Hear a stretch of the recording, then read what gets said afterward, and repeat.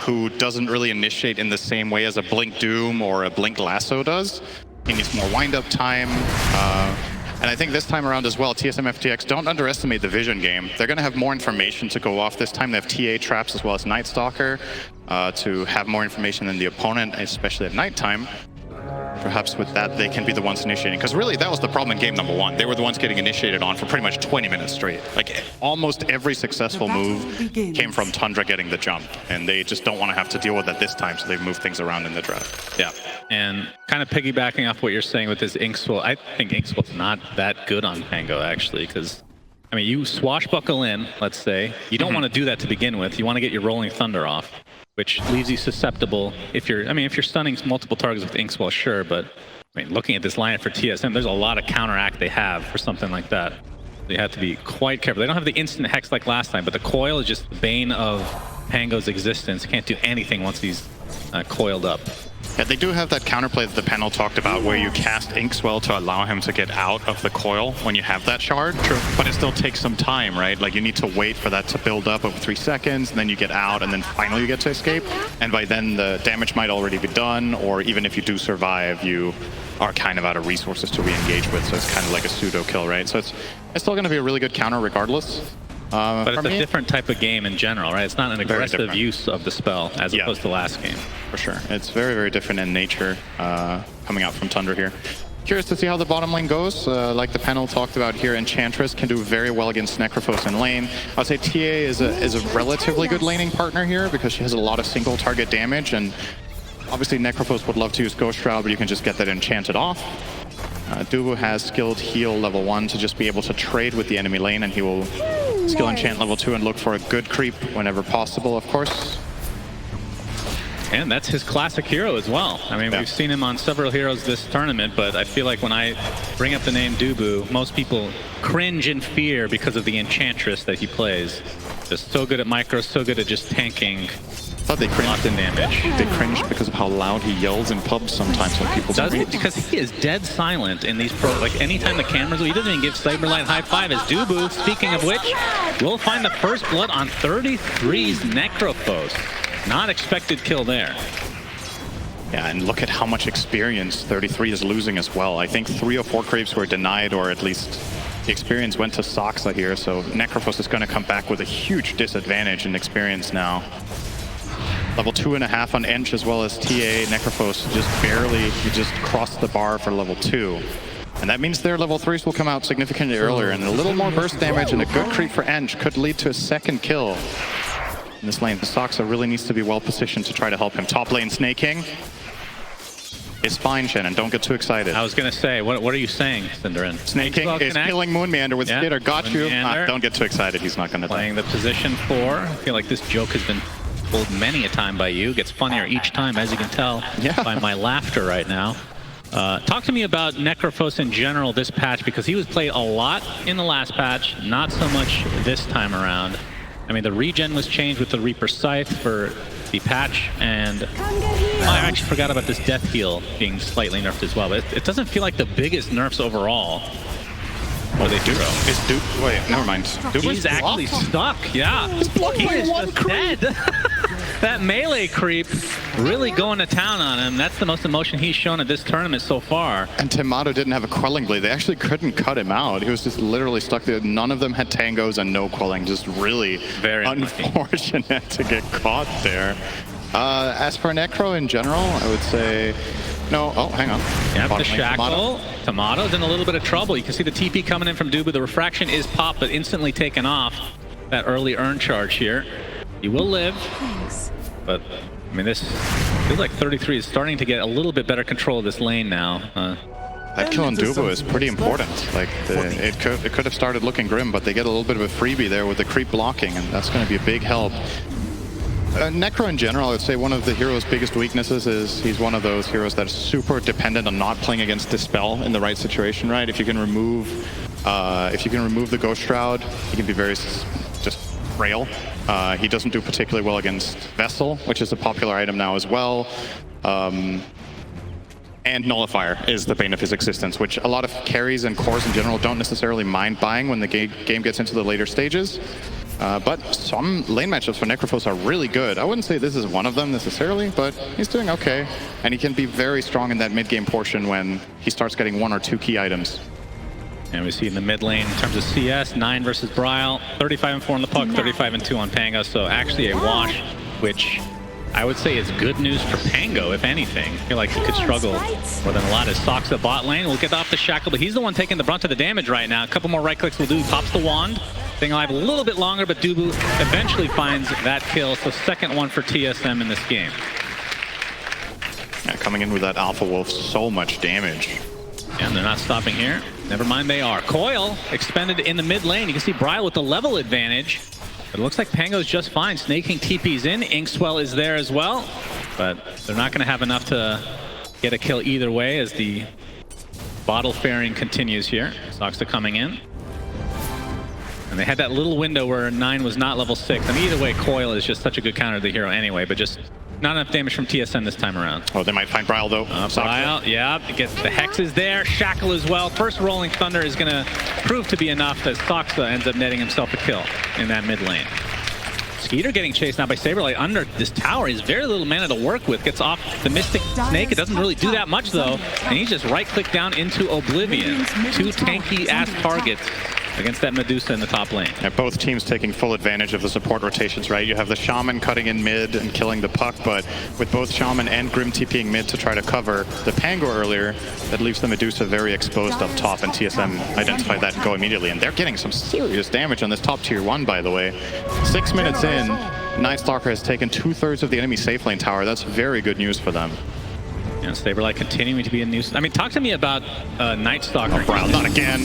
Okay, oh, quick sign. Bryle gets off the orb. Looks like he's fine. Talk to me about Night Stalker this game. He's another hero that it feels like in some games he's just destined to take over. Is this one of those? Not necessarily. I think the hero is pretty good here, though. I like him together with Puck. I think they're a strong dynamic duo in the mid game where Puck can really set you up to be able to stay on your targets, or you can play the heroes together where one of them zone controls and the other one does the damage. Well, Skater is in trouble again. He gets a little bit of mana back, but 9 has come to play. Moon Meander looks to be dead. As you can see, Saberlight continuing to chase, but Skeeter looks to be fine. Saberlight pops that ult, but he's going to get chased by the Rolling Thunder of 9. Of course, Saberlight with the vision advantage. Looks like he's going to be A-okay, but good rotation from Tundra. Get that kill onto Moon Meander. Huge that 9 arrives there, or that just gets ugly really fast for Skeeter, but they cover him. Bottom lane, 33. He's level 5 against level 7. Bryle has come. Waning Rift. A couple more right clicks. Gets off the deadbolt. He will survive. Earn after. Now Soxa with that shackle onto Puck. Full duration. Does get off the face at the last moment though. And they should be able to pick up Soxa. Coil is expended onto 2. Can they actually get a kill though is the question. Snake King dies in the other lane as Bryle gets back into the shackle and the death hold. A nice turnaround from Tundra as Timado still cannot secure himself a kill. Reaper Scythe not quite enough to finish off Timado, but the tower is. Tundra coming out way on top there, but they lose their Medusa in the top lane simultaneously. And they lost the Grim as well, so this turns into a 2-for-2, but given how that started, that could have been a total disaster for Tundra. They could have easily lost 3 if not all 4 heroes very, very close in the bottom lane. 9 back into the mid lane. You can see in terms of net worth, top of his team. And going back on your thought on Night Stalker, I don't think you got to finish that. Yeah, so he's good with Puck for the reason I mentioned, but I also think some of the matchups in this game are really interesting. I think the hero can be good against Necrophos, which was what they ended up picking it into. So he's probably not too mad about that matchup. As for Pango, if he's not rolling, you can blink on top of him with the sounds. You have like no way of repositioning yourself, can be very annoying. And more than anything, I still think the vision and the ability to find the support so that he and Puck can get the job done with maybe a burst from the TA, just to get a man advantage immediately so you can start snowballing, because that's what your lineup does. It doesn't have the most control in the world, it doesn't have the most amazing damage output in the world, but it does have that ability to get the first pick. Yeah, nice turnaround here we saw from earlier. And 33 very happy with that. As sounds like a Reaper Scythe actually went off, but no kill to come. Soxa looks to be mega dead, but 9 creating some space with that Rolling Thunder. Will find Bryle into the swashbuckle. It is enough, 1 for 1, but core for support. Make it 2 supports instead. But really the big kill was on the Bryle. I think Tundra is still happy with that 1-for-2 exchange. They got the mid-tier 1 tower with the snakes. And the two heroes they lost were supports for the enemy mid. We get some space now for Skeeter, who is having a much harder game than he was in game number 1. Keep that in mind. This Medusa is very, very far behind the TA. Fortunately for Tundra, Brawl is having a tough time, so they have a similar advantage on mid with their Pango matchup. But it feels like Puck should be able to still find some pretty major walks impact. right into Tundra's jungle. He's gonna get full shackle, gets out the Infernal Blade. Dubu's here as well, has yet to pop the heal. Stalker now getting chased by a Pine Cone, and he will die to the Void. 9, swashbuckle the safety, looks like he's good to go. So TSM, I mean, that's the one thing about TSM that I don't think anybody questions is their ability to come back from even if it's a devastating loss, which I don't know if you want to call that first game that, but they've come back from horrible losses and looked extremely strong in the following games. And they've also come back from really bad positions in games, right? Which was how they got here in their first place. Right. Against Gaming Gladiators, they recovered from 2 pretty rough mid games, I would say, overall. Yeah, they were horribly behind in both games. As Timado, see the smoke from Tundra. Ooh, he's gonna go to the high ground. You see the trap is in the area there. He's gonna TP out. So A-OK for him. And Pango has Orb of Corrosion. Skeeter working on the Yasha, so first item will be Manta. Very standard stuff, of course. When do you want to see the Blink Dagger on him? Does it require the BKB and the Shard before you go for something like that? Because like you said, the Crippling Fear extremely strong this game. Well, they're going to dive right. We're going to wait on that. Yep, the Coil Expend only onto 1. Saberlight, he's going to get Hexed though, and Soxa gets off a Shackle. 33 in the area now as well. Has the Reaper Scythe available. Needs to find the range though, but the Crippling Fear continually to silence him along with the Doom, but used in a very defensive manner. So position 2 supports for 2 supports. Looks like that is going to be enough. As Saberlight's sticking around a little bit longer. Actually in the tree line, will TP out to safety. So nicely done. Awesome play there from Saberlight to identify that he could go for that and still get out after. Had an escape plan flying over the trees right before the Dark Ascension ended. So rolling Thunder mid. Timado is going to get caught for now. Skeeter trying to position himself. Very annoying cliff area. He puts him onto the low ground here. Timado shackled. Swashbuckle, no, he doesn't have enough mana for it. I don't know if they have enough damage to actually get a kill here, but Soxa with the ult, coming out, beautifully done. Timado bursted down, and now Moon Meander stuck in the wrong place, wrong time. Last right click from Skeeter, double kill for him. As 33 with the Ghost Route, slowing Dubu. They have no more follow-up either way. 2 good kills for Tundra. That looked like that wasn't going to end very well for Tundra. 9 knocked the TA up on the high ground, and then he caught her and knocked her down on the low ground. They kept like spending a lot of time without getting the full combo, but the Shaman Ward Trap, huge there from Soxa. Just gets rid of Refraction immediately as well and just brings it down with the Mystic Smoke Snake. Immediately, looking for a potential kill onto Saberlight. 9 with the haste. He's going to be spotted temporarily. And Dubu, he's going to be the sacrifice. Oh, he might live. Centaur actually gets a nice stomp to cancel that channeling from Soxa. And here come the reinforcements. Tundra now on the run. Inkswell connects onto Braille. Got the Soulbind onto 2 to follow.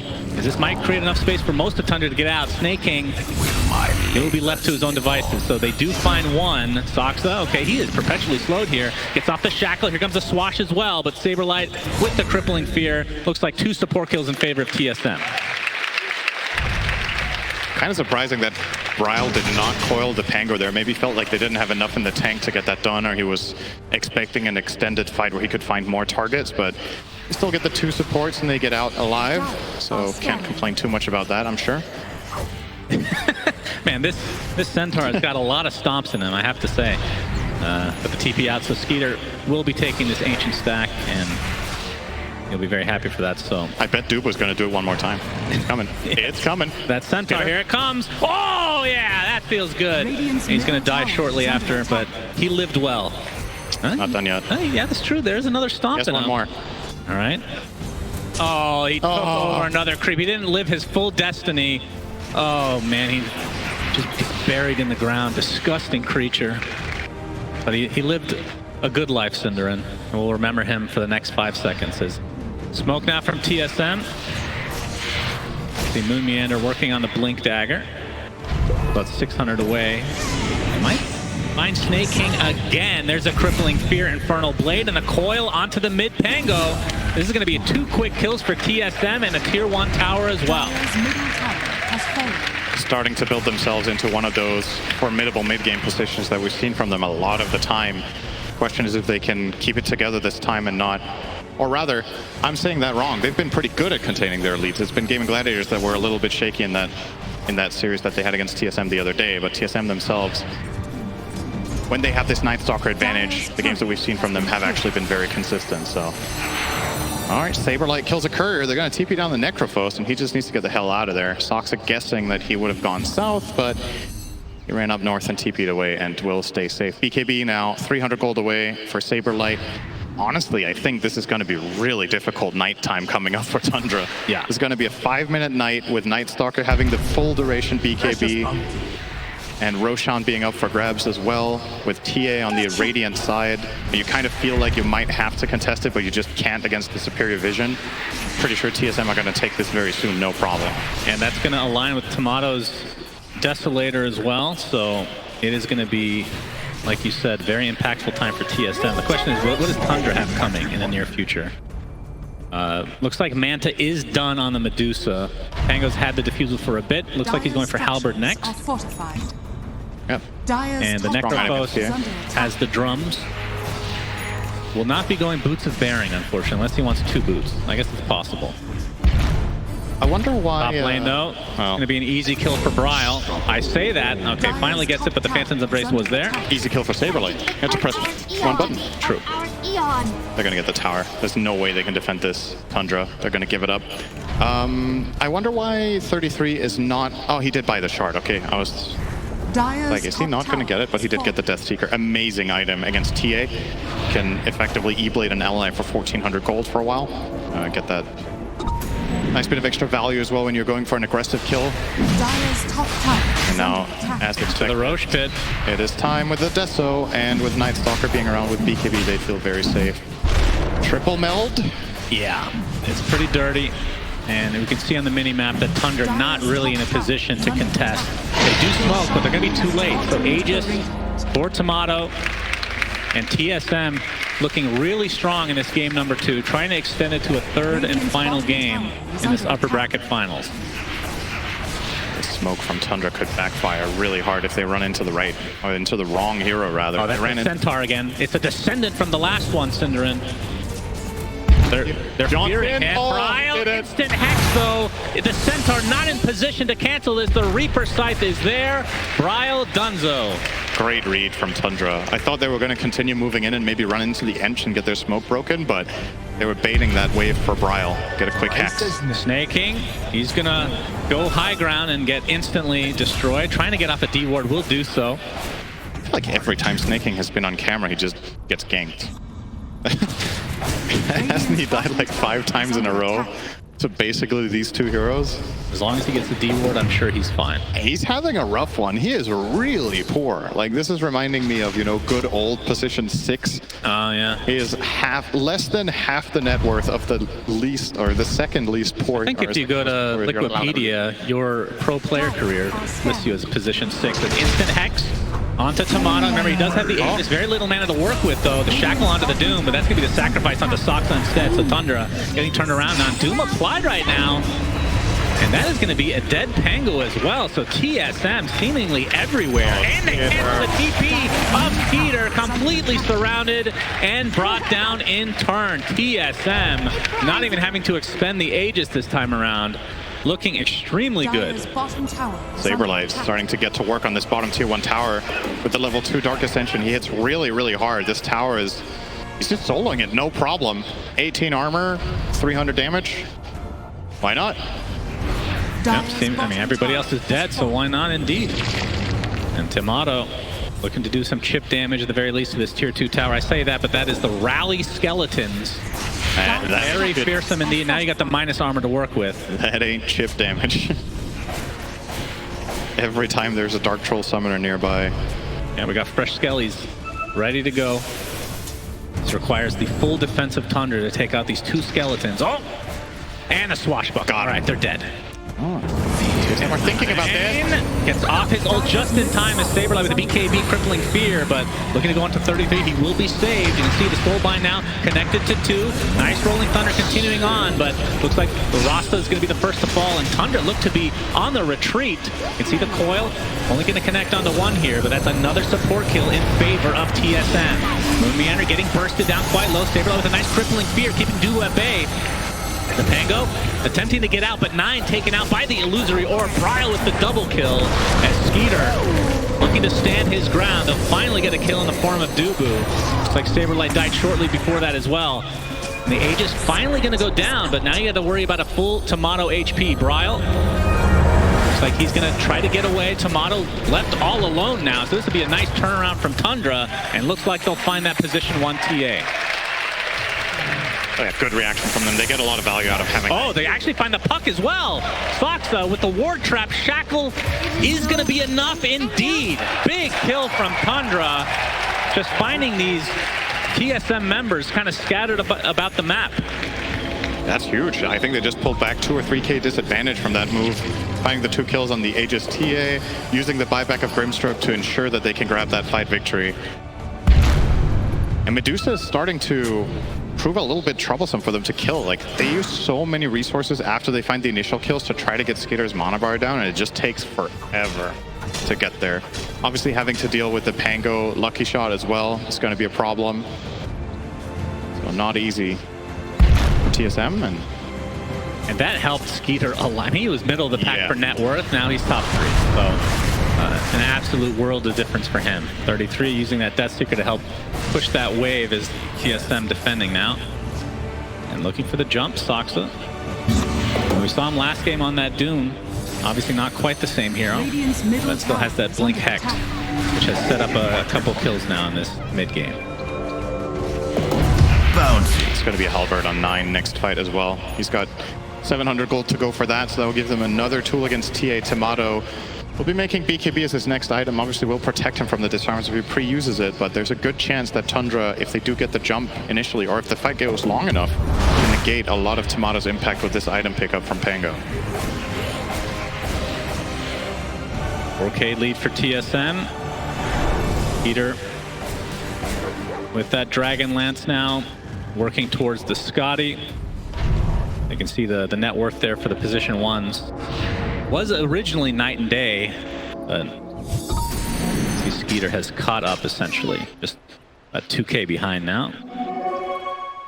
And Saberlight, okay, he did finish the BKB. I thought he was going for Blink Dagger. In fact, he was, but he changed it now to a Nullifier. So obviously the Necrophos is hard countered by that. And 33, I mean, he does have a BKB, but it's just necessary in this game. I think Necro has to buy BKB to deal with the Night Stalker sounds, to deal with the puck, and the added benefit is that you can do something about Nullifier, right? Obviously the Ghost Shroud is going to be limited in use, but if he tanks up with other items, buys maybe a Shiva's Guard or something, he might be just fine. All right. Oh, Timado, big initiation. Snaking deleted. 32 the BKB. Will he be able to get out? Not quite enough damage. It was close though. And TSM, they only find 1, but still. That's a long death time. They must have bought back recently. It was like 70 seconds on Grim. Yeah, that mid-tier 2 fight was where Snaking came back. So they have a decent amount of time now for a 5v4 power play. No Roche, though. Let's see if they can find anything with it. Nice trap onto Soxa. Yep, he's looking to be dead. 33 gets off the Death Seeker to prevent any physical damage coming out, but it's only going to delay the inevitable. Saberlight pops the BKB. Looks like he did opt for the Blink Dagger, so changing his mind again. As he does have that shard, so he can eat that delicious tomato. Can't believe you said that, out of all people. I regret it already. 5K lead for TSM, but this is against a Medusa. I mean, how would you say TSM's lineup works late game? Going against some monstrous creature like this. Is Skeeter, Infernal Blade, and he's going to have to pop his ult.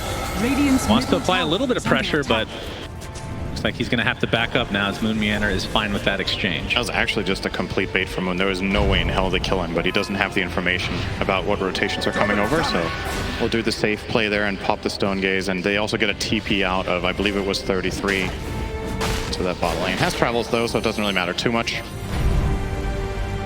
Yeah, how do TSM approach late game? I think whenever you have Doom, you always have options, right? If you can Doom the key targets at the right time, and you have, once again, you have that vision superiority that's really going to help you find that Doom first. I'm not really too worried about their potential of going late, even though it might look a little bit daunting playing against both Medusa and Necrophos late game. I do think the solutions are there. All about getting that initial jump and itemizing wisely.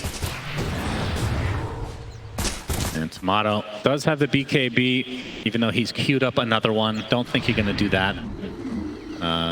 But the smoke now from Tundra. Looking to pounce. Obviously the next Roshan not up for, looks like 30 seconds. Of course, they know it could be up at this point. There is a trap showing for TSM, so at least they have some information. Saberlight has to pop the BKB. He breaks the smoke. Looks like Doom was an original initiation here, but the Doom applied to 33. Is this enough? Indeed, the last right click from Timado, as TSM were more than ready for this. And this could lead to another Roche. It looks like Saberlight will get a double kill for himself.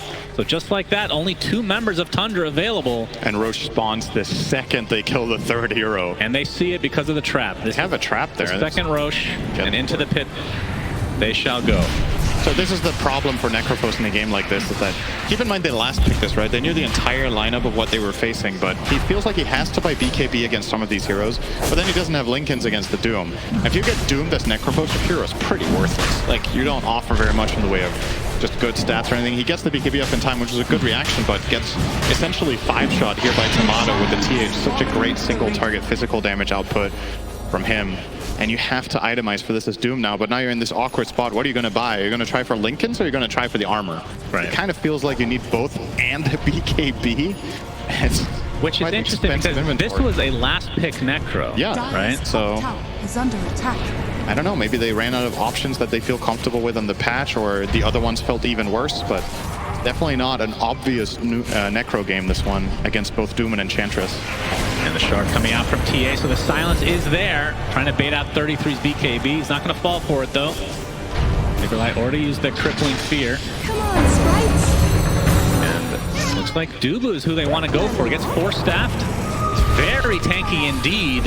Another triple silence with that trap. Very annoying to deal with his Saberlight. Working on the back line. Coil is there as well. Onto a couple of heroes. They will find Soxa to start out this fight, but that Soulbind onto 2. Either just beating away at this Night Stalker, is that it was technically a double Reaper sight, but that is just the Aegis. And the buyback now onto Saberlight. The disarm onto TA, so he can't fight quite yet. Moonlian are kind of stuck in a terrible spot right now, but the crippling fear blinking from Saberlight as he bought back into this game. Looks like they're going to delete snaking on top of that. Now Skeeter getting silenced some more. Saberlight onto the high ground he goes, still with that ultimate activated. And another silence onto the Necrophos. Cannot do anything on this Necrophos, but he pops the BKB and dies shortly after. Tundra just dropping like flies now, as now the focus is on the 9. He is dead. Skeeter, the last remaining member. Will he stand his ground? Not a whole lot of HP to work with for TSM.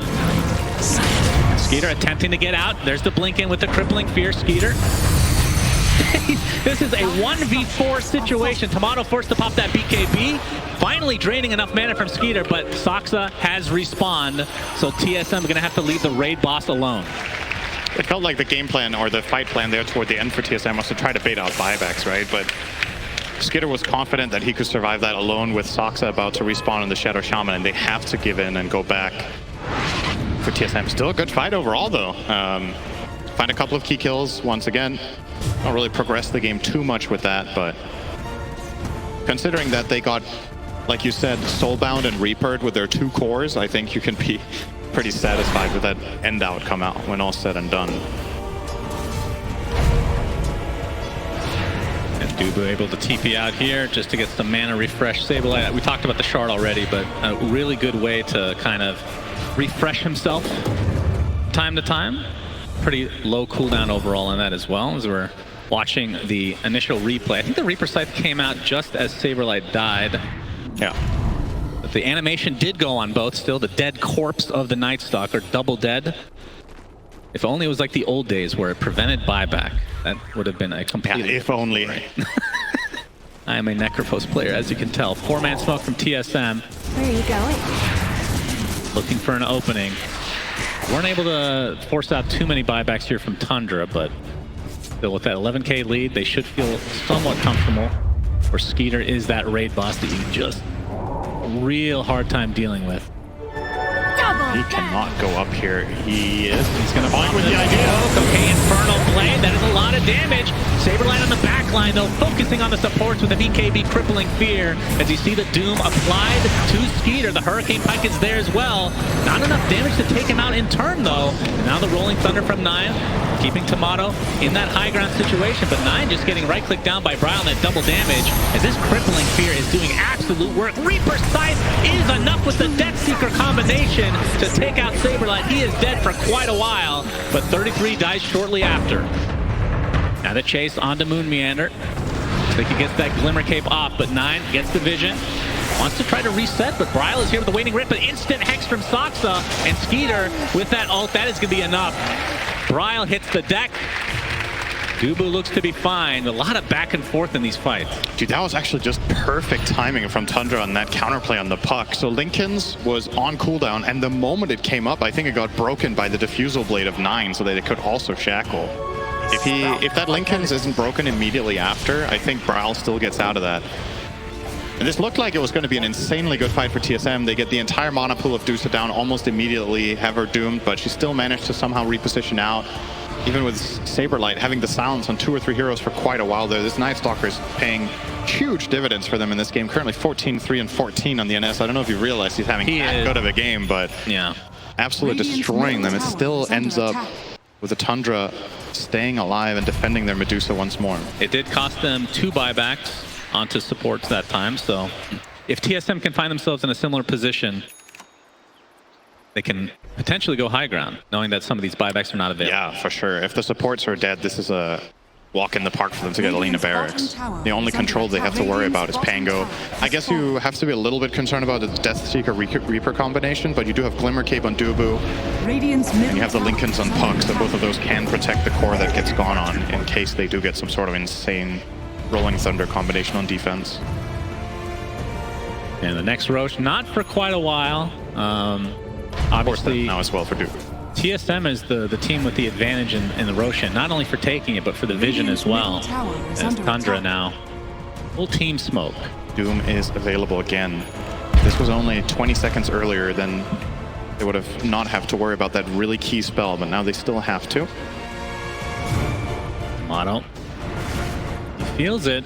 Saberlight as well. They're quite close. Dubu wants to tank this gank as he always does, it seems.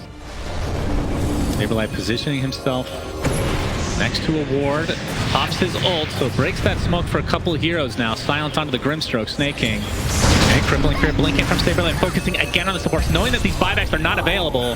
So down goes the first for Tundra. Coil onto 9, but he pops that roll up, and the Rolling Thunder, not even needed. Swashes right out of it, and shield crashes to safety. But that is a Saberlight ultimate used. I mean, what is the day-night cycle right now? I can't even tell. We'll find out shortly. That's a nice looking green glow on the cosplay. Yes. Under attack. Timado Company looking to take this tier 2 tower, but a TP is coming in from Tundra, 33. Slightly late to the party, but I mean, he has a Ghost Scepter on top of his... oh, okay. Saberlight jumping in. He is in. Trying to keep it at bay, but yeah, it is now daytime, and he is quite worthless.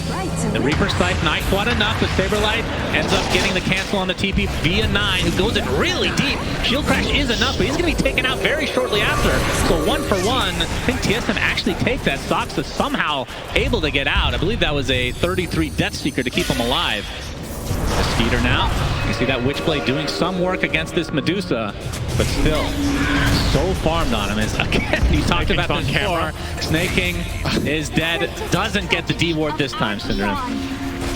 He is not having fun, I think, in this one. Up to 14 deaths in this position. I mean, I will say the Night Stalker matchup for Grimstroke is really, really rough if you don't get Soulbind on him. Like, it's going to pop his ult, gonna pop sounds and go on you. Look at the itemization that Snaking has been forced into. Boots, triple bracer. Yeah, I looked at that and then I looked away immediately because I don't want to see it anymore. Waning Rift onto 2.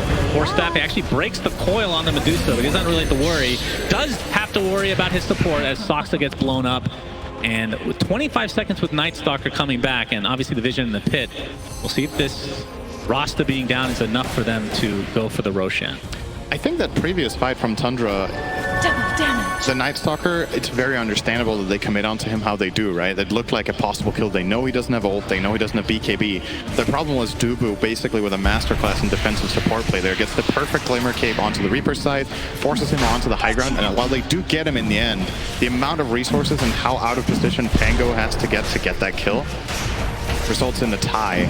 And now with the aftermath of this, finding the Shaman and a double damage rune for Timado, no problem for them to get Roche. And there's a shard on this one, as always. As always. To say. I genuinely think there's some RNG in the game that tilts towards, it's like a 75-25 refresher shard on third Roche.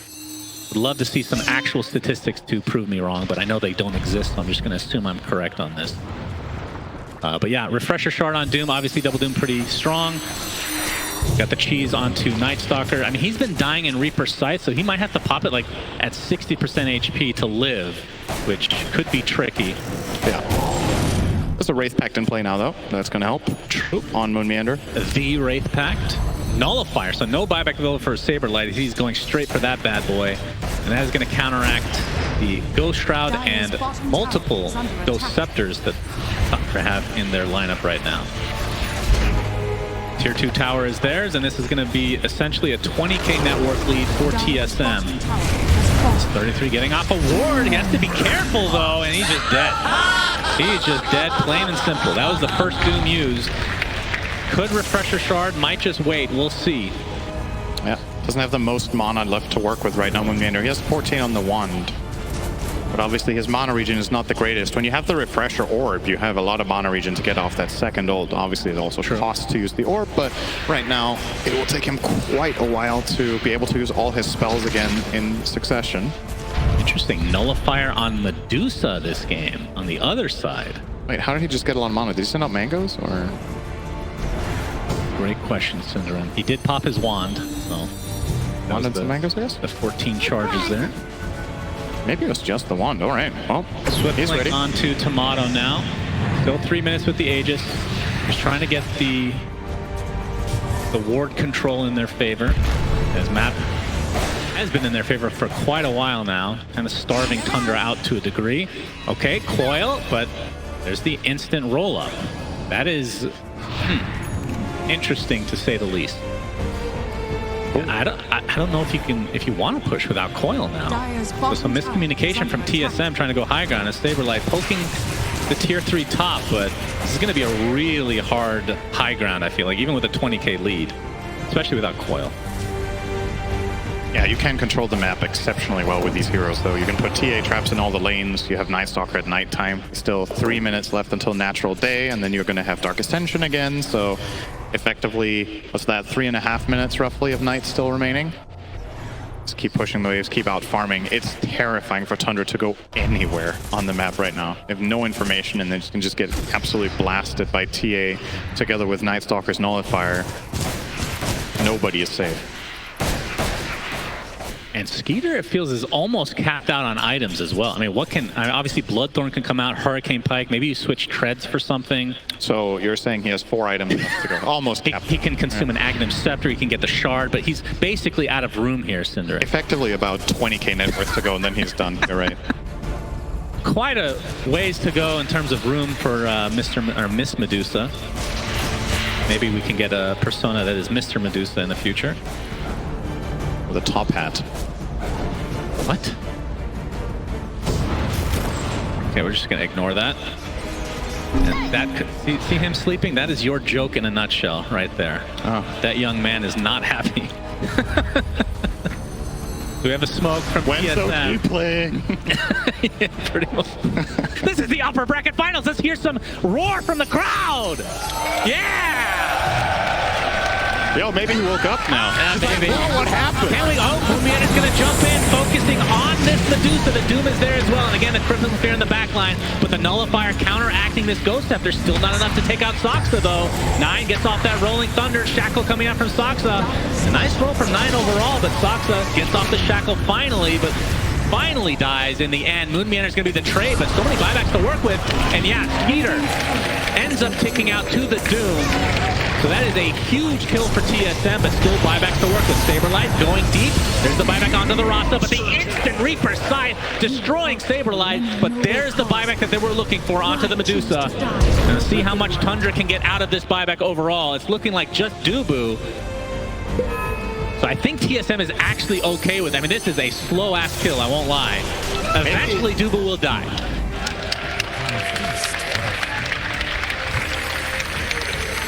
Yep, okay. The Dusa buyback is obviously huge, but again, Tundra are holding on, and now the Aegis will expire. So this direct man advantage will be gone for TSM in the next fight unless they manage to get a free Roche beforehand. Oh, Bryle. Yeah, we got a TP coming in though. Bryle, I think he's okay. I would hope for TSM's sake, not going to go in here. Radiant's middle tower is under attack. Of course, TSM looking to even this series and push it to the limit for the upper bracket finals of the Stockholm Major. And we'll see if they're able to pull this game number 2 through. Tier 4 neutral item found here. Aesthetics cap. Is there anyone that this is really good on in this game for the stab assist? I guess you might want that on Night Stalker over Penta-Edged. I don't know. Penta-Edged is also pretty good for him though. Maybe just don't take it all. They're putting it on Doom of all heroes. Okay. 25 talent on Bryle now, by the way. The old Aghanim Scepter piercing BKB is a huge deal this game. And Pango roll. You can still use roll up though, right? Yeah. And then but when you Pango roll out or swashbuckle out in that form, you still get stunned now. Yeah. So that's the big difference. Dark Ascension cooldown, okay. Yeah, so this 25 talent selection for Night Stalker, both talents are absolutely incredible. So it's actually not that easy of a choice to make. Do you want very low cooldown on your ult, so you cut it down to 80? Or do you want 100 attack speed, which is essentially, what's that, 3/4 of a free Moonshard that you don't even need an item slot for? Yeah. He will opt for the cooldown reduction so that they have as much of a grip on the map as possible and they can keep playing aggressively. We'll lose that extra output that could be the difference between a kill or not in the team fights. That is the TSM banner. As we have a smoke now from both sides, not the full team though. And again, a couple big buybacks missing for Tundra, so this is TSM's chance to firmly put this game in the bag and extend it to a game 3. E-Blade now onto the puck. As we are starting to see some I mean, I'll be very happy if this game goes to 60 minutes, as you know, Cinderin. The tier 5 items are very exciting, but we won't get there yet. Let's not get ahead of ourselves. This is a 23k lead for TSM, but we've seen the high ground defense time and time again. Anytime it's against a Medusa. I mean, how would you rate Tundra's high ground defense in general? It's pretty strong for sure. I think the fact, though, that TSM have these multiple ways of dealing with the Ghost Shroud as well as the Death Seeker and Ghost Scepters makes them more likely to be successful at sieging high ground. Uh-oh. Might not have to finish that point here. This would be a big moment if they find this wraparound. The drawing here from TSM looks like a good path to take right now. Yeah, follow the courier. Nice sunglasses, bro. Bruh. They were like looking for that blink nullifier, which has proven to be extremely strong. There's the Saberlight ult coming from the north and focusing onto Soxa again. And you can see the Doom already applied to the Medusa, who's kind of isolated right now. Very little mana to work with, and Skeeter is just getting bursted down. No buyback on the Medusa. TSM looking extremely strong. 33, barely gets Moonmeander, but dies shortly after as a double kill for Saberlight. And Pango left as the last remaining member of Tundra, but not for long. Double kill for Bryle, and TSM looking primed and ready to extend this to a game number 3. All right, Shannon, if you want your 60-minute neutral items, you need to put on your biggest copium hat that you have around. Yep. That is true. I don't know what you need to do for this. 3 buybacks on the Tundra, but it's not the Medusa. That is the important factor, is that, yeah, they're just going to go straight for the throne. They know Medusa does not have buyback. 3-4, could they're dive. still hitting. Yeah. All right, a little bit of respect here. Deathseeker just going to delay the inevitable, which is a mid-Rax, and we expect more to come. Plenty of time here for TSM, and they're going to have Dark Ascension again because of the talent selection from Timado. Yeah, Brile, coil only on the 1, but it is on that Pango, and the Nullifier to follow, so no shield crash for you. Down goes Pango, a dieback. And now 33 trying to limp back to the base, but he's going to die in all likelihood with that last void from Saberlight. And that should do it as GG's come out. TSM extend the upper bracket finals to a 3rd game. I love how they played the map in this game, just being super aggressive, identifying that Tundra's lineup.